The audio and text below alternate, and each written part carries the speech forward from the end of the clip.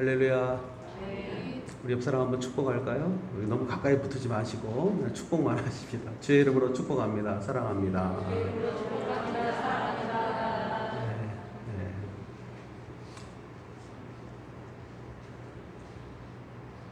우리는 지금 어느 때보다도 복음을 전해야 할 사명이 큰 그런 상황에 처해 있습니다.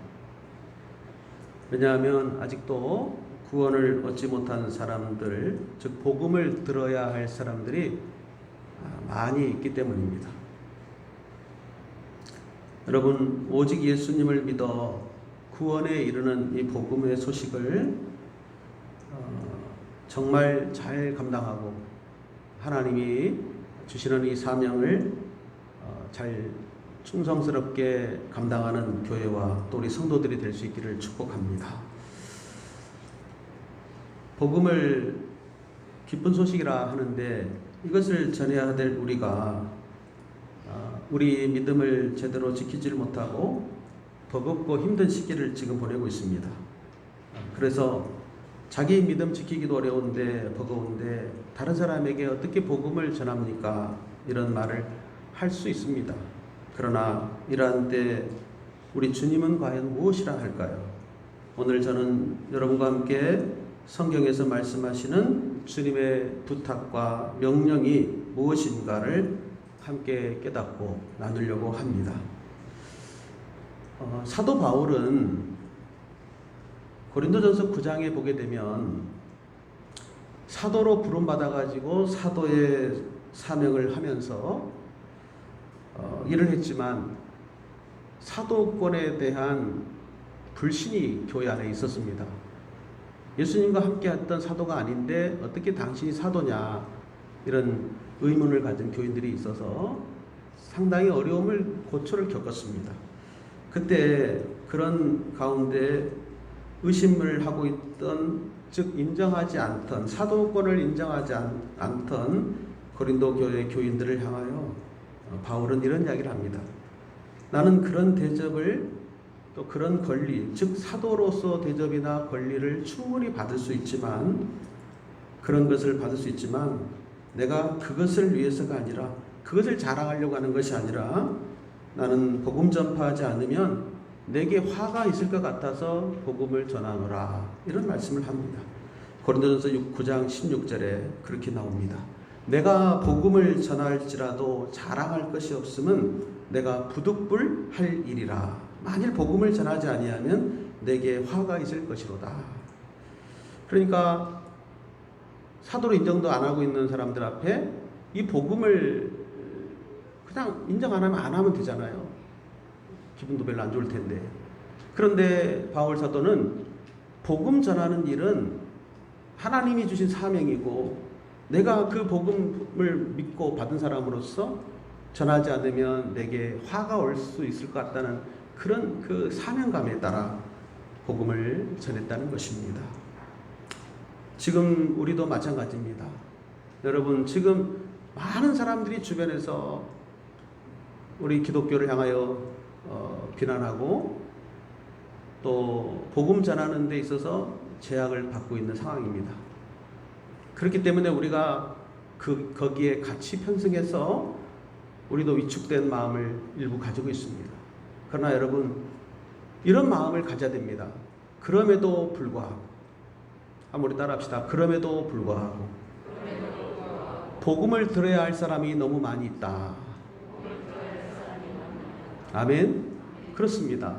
아니, 어쩌면 그렇기 때문에, 이런 상황이기 때문에 우리는 복음을 더 전해주고 위축된 사람들에게 기쁨을 나눠주고 또 그들이 같이 즐거워하고 힘을 얻을 수 있도록 우리는 사랑의 메신저가 되고 또 기쁜 소식을 전해주는 그런 하나님의 대사와 같은 사명을 이럴 때 진가를 발휘할 수 있으시기를 주의 이름으로 축복합니다. 그래서 여러분, 우리가 지금 마스크를 얼굴을 가렸기 때문에 표정을 알 수 없는 시대지만 그래도 눈빛은 내 마음속에 솟아나는 샘물과 같은 생수가 있고 기쁨이 있어서 사람들이 참으로 희망을 잃지 않도록 우리는 복음 전하는 사명을 결코 포기하거나 또 늦추거나 게을리할 수는 없다는 것입니다. 어떤 분들은 교회를 유지하려고 교회 예배 꼭 드리는 거 아니냐, 그런 말들을 많이 하는데, 정말 교회가 무엇인지 복음이 무엇인지를 모르기 때문에 그런 말을 합니다. 여러분들 같이 덩달아 거기에 합류하시면 안 됩니다.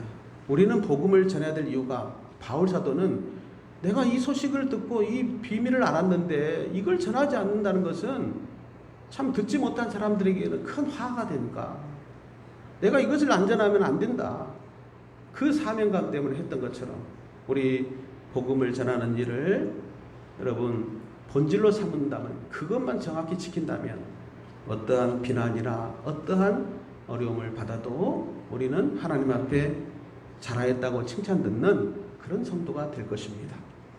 여러분, 예수님께서 오늘 본문에 보면 마태복음 28장 너무나 잘 아는 우리의 그 지상 명령의 말씀입니다. The Great Commission, 가장 위대한 지상 명령입니다. 그런데 제자들에게 마지막 전도의 위임을 하는데, 그 내용은 예수님께서 제자들을 향하여 세상 모든 족속에게 복음을 전파하라는 부탁을 하는 내용입니다. 명령이죠, 명령. 그래서 오늘 우리는 제자들에게 부탁하신 예수님은 어떤 분이시고 무엇을 구체적으로 명령하고 계시는지, 그리고 우리에게는 어떤 약속을 주시는가, 이 세 가지 내용을 함께 본문에서 찾으면서 주님의 음성을 듣기를 원합니다. 예수님은 우리를 많이 기대하십니다. 제자들도 많이 기대했어요. 예수님께서는 제자들을 끝까지 기대하고 그들을 포기하지 않았습니다.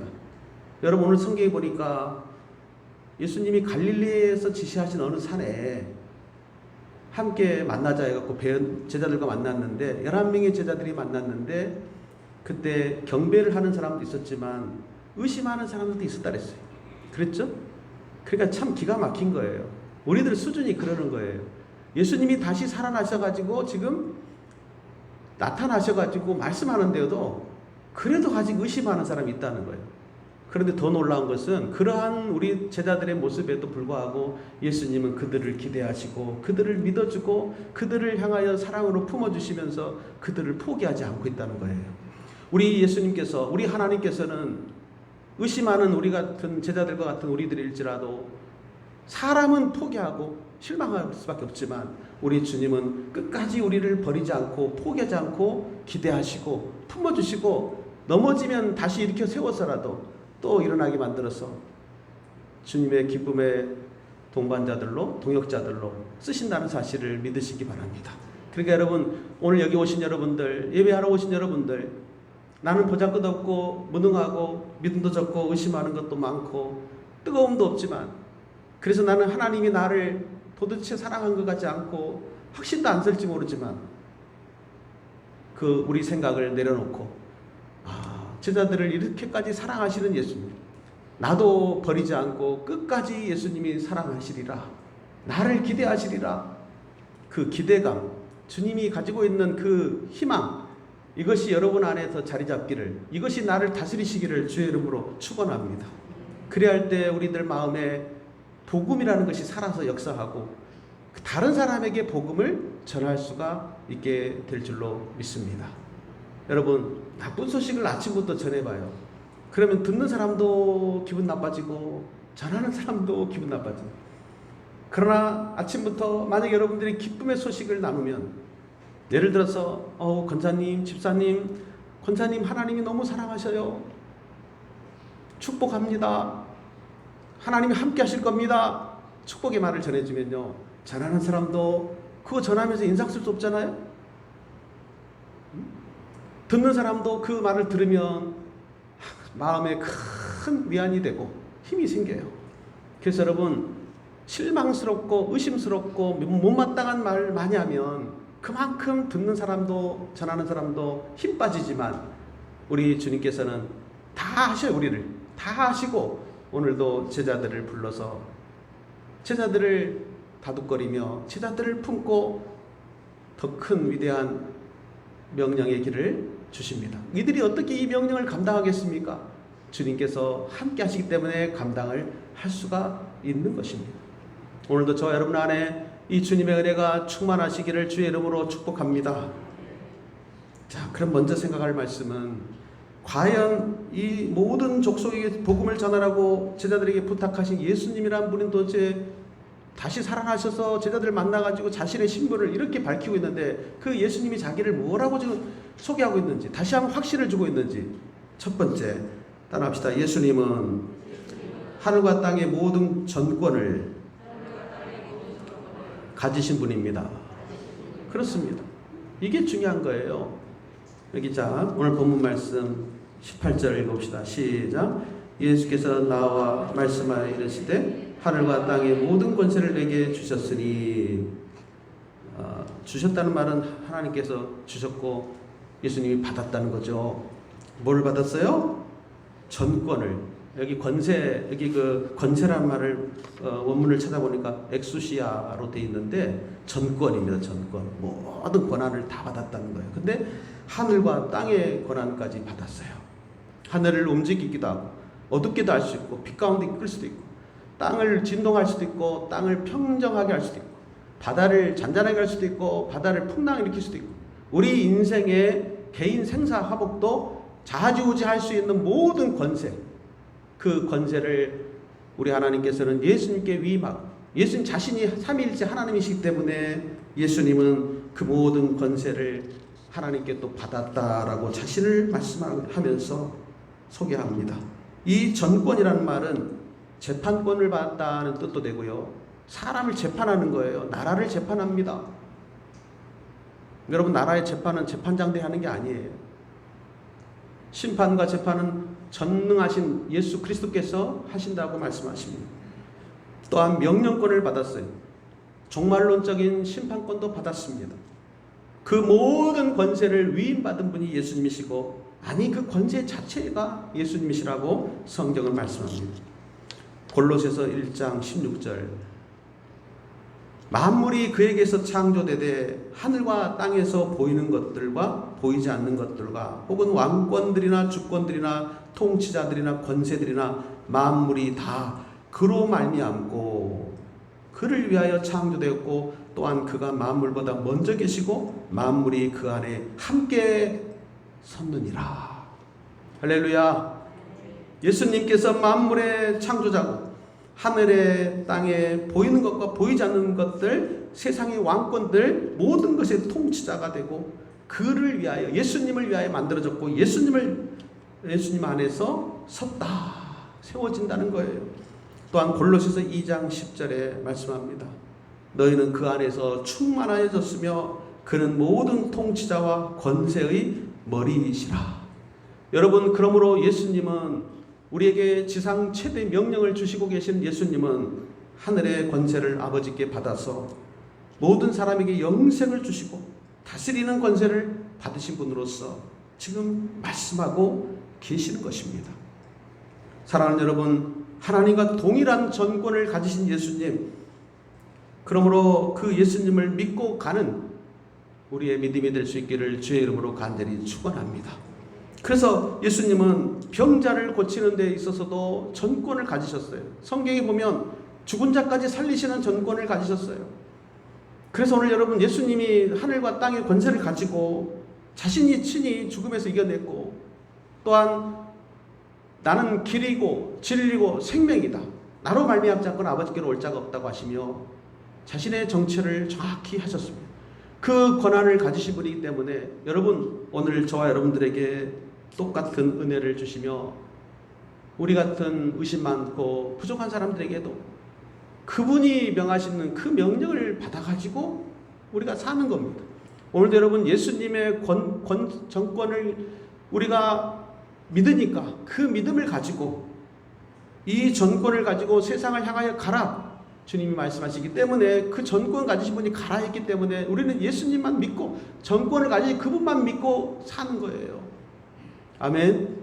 여러분, 예수님이 정권을 가지고 말씀하시고 살아가시는 하루하루 삶이 되시기를 축복합니다. 그러니까 우리는 그 위임된 명령 앞에, 주님이 말씀하신 것 앞에 우리는 부족하지만 그 이름으로 가는 거죠. 일을 해도 그 이름으로 일하시기를 축원합니다. 권세를 가지신 주께서 나를 여기 있게 하셨고 나를 다스리고 계신다.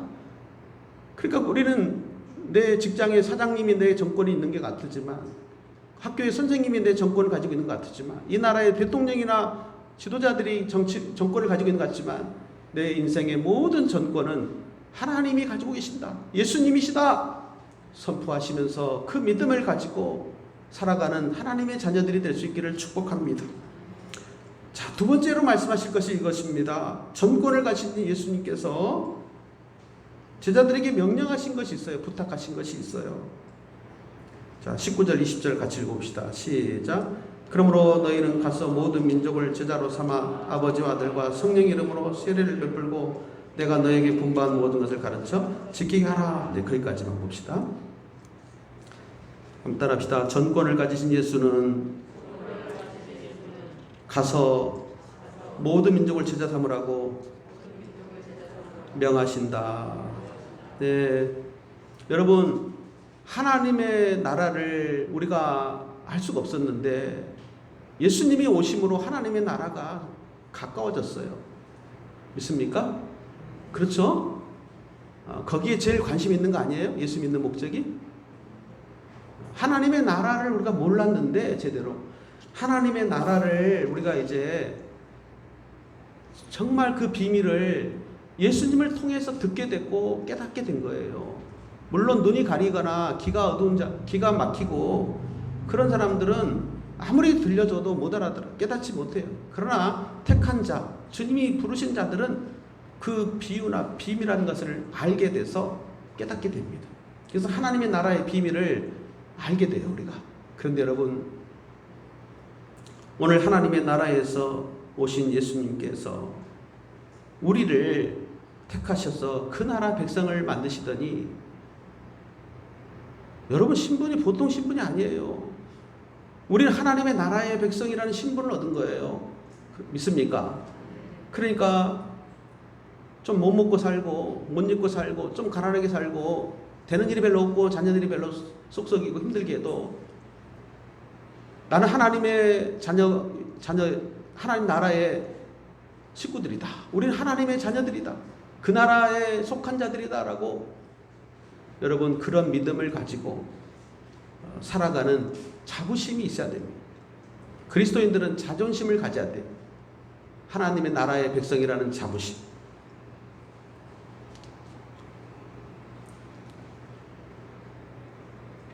세상 나라에 사는 우리가 마귀의 조종을 받고 때로는 참 넘어지고 시험 들고 환난을 겪거나, 예, 여러분, 그러나 그 나라에서 영원히 사는 게 아니라 하나님의 나라라는 우리의 안착될 그 때가, 그곳이 있기 때문에, 그 하나님의 다스림이 있기 때문에 우리는 오늘 이 세상에 살지만 하나님의 나라 백성으로 살아가는 것입니다.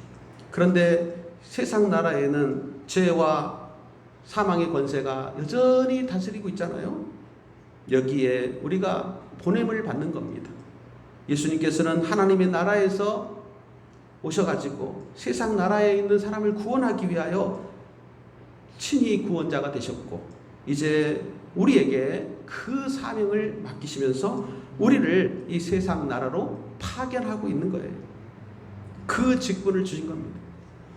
이게 마치 이제 여러분 대사라고 생각하면 좋은데, 대사는 그 나라의 그 통치자가 그 모든 권한, 그러니까 이제 국가 원수로부터 신임장을 받아가지고 그 국가 원수와 동등한 지위를 가진 사절단장으로서 광범위한 권한과 그런 전권을 부여받은 사람이고요. 그 나라에 가게 되면 치외법권자로 살아가게 됩니다. 본국의 왕과 똑같은 지도자의 책임을 갖고 살아요. 그런데 그 대사가 이제 하는 일은 그 자국민을 보호하는 일을 하고 지키는 일을 하는 거죠. 마치 예수님이 우리를 세상에 보내실 때 우리를 세상에 내보내실 때 우리 주님께서는 우리를 그냥 내보내지 않습니다. 그냥 가라 하지 않아요. 자, 여러분 보십시오. 일단 명령이 떨어지죠. 가라고 명령하시는데 19절에 보니까 그러므로 너희는 가서 모든 민족을 제자로 삼고 아버지와 아들과 성령의 이름으로 세례를 베풀라. 일단은 가라는 명령을 내리시잖아요. 그러니까 전권을 우리에게 부여해 주신 거예요. 세상의 나라로 가라는 거죠. 민족에게 가라는 거. 어떤 한 나라가 아니라 직접 온 세상의 나라로 가라는 것입니다. 그 민족을 예수 믿게 만들고 그 민족이 구원받게 하라는 것입니다. 그들도 하나님의 나라를 맛보고 얻도록 제자 삼으라는 거예요. 그리고 아버지와 아들과 성령의 힘으로 그 표시를 받게 했습니다. 세례를 받게 함으로 그 나라 백성이 되게 만들라는 것입니다. 여러분, 본래 이 말씀은요, 굉장히 중요한 의미가 있어요. 원래 이방인을 위해서 예수님 오시지 않고 먼저 이스라엘 민족, 택한 민족을 위해서 오셨어요. 그래서 이스라엘이 먼저 선교의 대상이었어요. 여러분, 그 부분을 한번 찾아봅시다. 마태복음 10장 5절 6절을 같이 한번 볼까요? 마태복음 10장 5절 6절 한번 봅시다.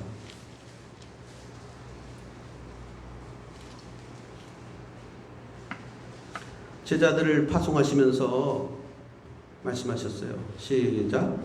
예수께서 이 12를 보내시며 명하여 이르시되 이방인의 길로도 가지 말고 사마리아인의 고을로도 들어가지 말고 오히려 이스라엘 집에 잃어버린 양에게로 가라.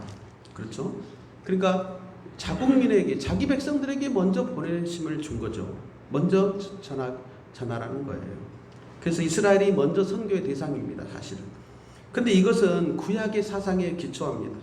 구약의 사상에 보면 어떻게 말씀하고 있냐면, 여러분 성경 한 군데만 더 찾읍시다. 이사야 2장을 한번 잠깐 보겠습니다. 이사야 2장. 이사야 2장입니다.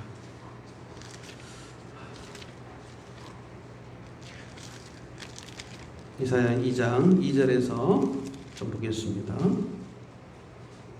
2절부터 4절까지인데 2절 3절만 읽읍시다. 시작.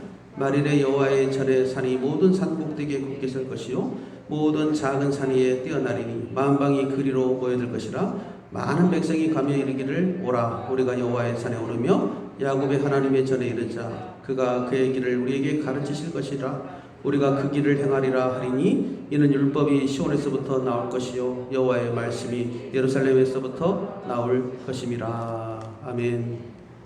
이스라엘이 먼저 말씀을 받은 거예요. 이스라엘이 먼저 말씀 받기는 받았는데 실제로 예수님이 오셨을 때 어땠습니까? 예수님을 거부했어요. 예수님을 영접지 않았던 거예요. 그래서 대망, 이사야에 있는 대망, 예수님 오시면 율법이 예루살렘에서 나오고, 그러니까 이스라엘이 먼저 택함 받은 자로서 그 말씀이 응해지는 것을 누릴 수 있으리라. 그 대망 사상이 있었는데 실제 예수님이 오셨을 때는 이스라엘은 주님을 영접지를 못했던 거예요. 그래서 예수님께서는 택한 제자들 12명을 데리고 이제 구원은 너희들에게서가 아니라 이방인들에게서 찾을 것이다. 오히려 민족들에게 직접 너희가 전달하라. 그러면서 예수님께서 이 민족을 향하여 온 세상에 복음을 전하는 그러한 사명을 맡기시게 된 것입니다. 예수님은 제자들에게 너희는 이방에게로 가라. 온 세상으로 하여금 제자 삼으라고 명하시게 된 것입니다. 여러분, 예수님의 구원은 부활로 끝나는 것이 아닙니다. 부활한 것으로 끝나질 않아요. 이스라엘뿐 아니라 온 이방인들에게 부활의 소식이 전해져서 많은 사람들이 예수께로 돌아오고 하나님께로 돌아오는 나라가 이루어질 때라야 예수님의 구원 사건이 종결이 되는 겁니다. 그러니까 오늘 여러분과 제가 기억할 것은 예수님은 구원자로 오셨지만 그 구원의 예수님이 온 세상에 전해져야 되는 사명이 있는 거예요. 예루살렘부터 했어야 되는 거. 예루살렘에서부터 나왔으니까 예루살렘에서부터 만방으로 가야 되는데 예루살렘이 거부했고 그래서 예수님을 죽였습니다. 그러나 예수님은 부활하셔서 이방의 온 세상에까지 이제는 이 복음을 확장시켰습니다. 그래서 예수님의 구원은 다시 온전해지고 증거되기 위해서 온 세상에 전파되어야 된다는 거예요. 그러므로 그 제자 삼아가는 길을 가도록 해주시면서 세례를 받게 했습니다. 세례를 받아 예수님의 제자가 되게 하고 하나님 아버지의 아들의 소유가 되도록 하라. 이것이 예수님께서 부탁하신 명령입니다. 열방도 다 세례받고 구원받으라. 그 길이 열리도록 너희들이 복음을 전하라. 전파하라 하는 거예요. 사랑하는 여러분, 저와 여러분들이 이제 그 사명을 받은 자들로서 하늘과 땅의 권세를 지니신 예수께서 그 사명을 주신 것을 믿고 우리는 이 어려운 때이지만 여전히 복음의 소식을 알기만 하는 것을 그치지 말고 이 구원자 예수님, 부활의 예수님이 부활한 것으로 끝난다면 무슨 소용이 있겠어요? 부활의 예수님을 증거해서 예수님이 살아계십니다. 그분은 다시 오십니다.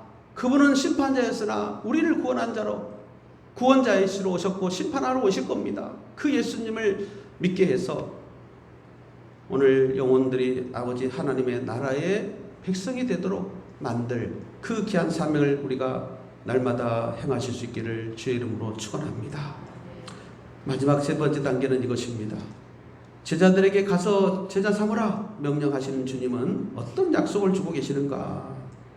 20절 후반부 볼자다 시작. 볼지어다 내가 세상 끝날까지 너희와 항상 함께 있으리라 하시니라. 아멘. 예수님께서는 우리와 세상 끝날까지 항상 함께 있겠다고 하셨습니다. 여러분, 아무리 주님께서 전권을 가지신 분이고 우리가 그를 믿고 가서 제자를 삼는다 해도 그 능력과 그 원천, 그 힘은 어디서 올까요? 어차피 우리는 의심하고 부족하고 주님 보실 때 너무나 미달, 자격 없는 사람들입니다. 그럼에도 예수님께서 우리를 기대하시고 우리를 향하여 품어주시고 우리 주님께서는 우리를 더 쓰시겠다고 친히 하시면서 우리의 것을 믿게 하지 않고 우리의 힘이나 권세를 가지고 가서 하라 하지 않고 예수님께서는 볼지어다 내가 세상 끝날까지 항상 너희와 함께 하시리라는 자신이 친히 보내시고 자신이 친히 함께 하겠다는 말씀으로 제자들을 붙잡고 계십니다. 여러분, 우리의 믿음 생활이 그런 겁니다. 우리의 믿음 생활은 어떤 걸까요? 우리가 계획하고 우리가 이루는 것이 믿음이 아닙니다. 우리가 계획하는 것이 아니라 주님이 우리에게, 무능한 우리에게 함께 하심으로 내가 하는 것이 아니라 하나님 주님이 같이 하시는 것으로 살아가도록 하는 능력을 주님이 약속하신다는 것을 믿는 거예요. 아멘. 그 믿음을 가지고 우리는 세상으로 나가는 것입니다. 돈 가지고 나가는 거나 재주 가지고 나가는 거나 성격 가지고 나가는 거나 경험 가지고 나가는 게 아니에요. 사랑하는 여러분과 제가 이 사실을 믿으시고 임마누엘 예수님이 항상 나와 함께 하신다는 약속을 믿고 이게 시작할 때 다시 돌아갑시다. 이제 끝이 났으니까 시작할 때 우리 같이 무능하고 의심 많고 부족하고 뭐 마음에 드는 것도 없을 것 같은 우리들이지만 주님께서는 붙잡아 주시고 이렇게 세워주시고 만나주시고 그러면서 또 그 귀한 위임을 사명을 전권을 가지신 분이 우리에게 맡기주시면서 알아서 가서 하라가 아니라 세상 끝날까지 내가 너희와 항상 함께 있으리라. 여러분, 이 약속은요 땅과 하늘의 권세를 가지신 분의 약속이기 때문에 사람이 하는 약속과 다릅니다. 우리는 맨날 약속하지만 이따 가다가 잊어버리고 지키지 않잖아요. 내가 너랑 항상 함께 있을게. 그 며칠 안 가요. 그러나 우리 주님께서는 어디서나 언제나 내가 너희와 항상 함께 있으리라 그렇게 말씀하시면서 약속하고 계시니 이 약속의 예수님을 믿고 우리는 가는 것입니다. 믿음의 생활을 하는 것입니다. 기도하는 거예요. 주님을 예배하는 거예요. 내게 주신 사명을 감당하는 것입니다. 그렇기 때문에 여러분, 나는 할 수 없으나 주님이 하시고 나는 못하나 주님은 능하시고, 나는 없으나 주님은 있고, 나는 죄인이고 부족하나 주님은 충만하신 분. 이 예수님을 믿고 이 복음을 누리시며 나누시는 우리 모든 성도들 다 되실 수 있기를 주의 이름으로 간절히 축원합니다. 기도하겠습니다. 아버지 하나님, 오늘은 하늘과 땅의 권세를 가지신 예수께서 부족하기 짝이 없는 제자들을 다시 품으시며 맡기신 사명에 대한 말씀, 그리고 주님이 주신 약속의 말씀을 들었습니다. 우리에게도 똑같이 주님 약속해 주실 줄로 믿습니다. 항상 함께 하시어서 하늘과 땅의 권세로 우리를 다스려 주시옵소서. 우리가 복음을 누리게 하여 주시옵고 복음을 전하게 하여 주시옵소서. 더 어렵고 힘든 때이기에 복음이 필요한 때입니다. 이 복음을 누리게 하시고 때를 얻든지 못 얻든지 땅 끝까지 이 복음을 전하는 주님의 교회가 되게 하옵소서. 예수님 이름으로 기도하옵나이다. 아멘.